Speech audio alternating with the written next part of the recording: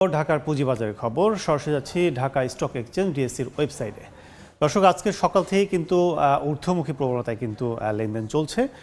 সেই ধারাবাহিকতায় যেহেতু ঊর্ধ্বমুখী, সেক্ষেত্রে কিন্তু সূচকের ঊর্ধ্বমুখী প্রবণতার মধ্য দিয়ে কিন্তু আজকের যে লেনদেন সেটি কিন্তু বলা চলে যে প্রতিষ্ঠানগুলোরও কিন্তু দর কিন্তু বৃদ্ধি পাবে শেয়ারের, এবং সেই জায়গা থেকে কিন্তু টপ 20 যে শেয়ার রয়েছে সেই শেয়ারের শুরুতে আমরা একটু জানাতে চাই। সেটা হচ্ছে যে প্রথমেই দেখছি রানার অটো প্রতিষ্ঠানটি টপ 20 শীর্ষে 43 টাকা 10 পয়সা দরে প্রতিটি শেয়ার কিন্তু বিক্রি করছে, যার সর্বোচ্চ মূল্য আমরা দেখছি 43 টাকা 10 পয়সায় ছিল, সর্বনিম্ন 39 টাকা। সেই ধারাবাহিকতা বলা হচ্ছে প্রায় 2.5 থেকে 3 টাকা প্রতিটি শেয়ারের দর কিন্তু বেড়েছে।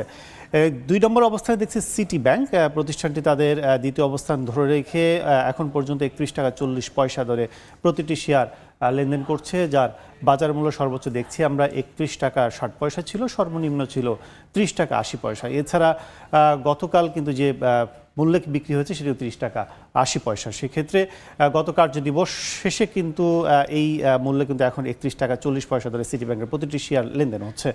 3 নম্বর অবস্থায় দেখছি আমরা গোল্ডেন সন সপ্তাহের প্রথম কার্যদিবসে তৃতীয় অবস্থানে কিন্তু আমরা দেখছি গোল্ডেন সন প্রতিষ্ঠানটি 15 টাকা 80 পয়সা দর প্রতি শেয়ার তাদের লেনদেন করছে।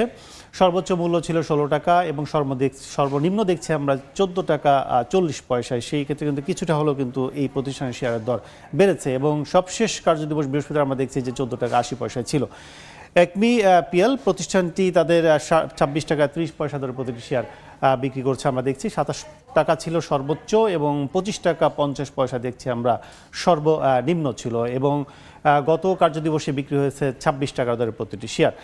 সেই তুলনায় 26 টাকা 30 পয়সা কিন্তু আজকে যে শেয়ার বিক্রি চলছে সেটি কিন্তু 30 পয়সা দরে কিন্তু বাড়তি বিক্রিতে তারা বিক্রি করতে পারছেন। পিটিএল প্রতিষ্ঠানটি 59 টাকা 30 পয়সা দরে প্রতিটি শেয়ার বিক্রি করছে, 60 টাকা দেখছি আমরা সর্বোচ্চ এবং 58 টাকা 70 পয়সা ছিল সর্বনিম্ন। এবং লিগেসি ফুড রয়েছে 6 নম্বরে, শাহিন কটন রয়েছে 8 নম্বর এবং কে এমকোই রয়েছে 8 নম্বর।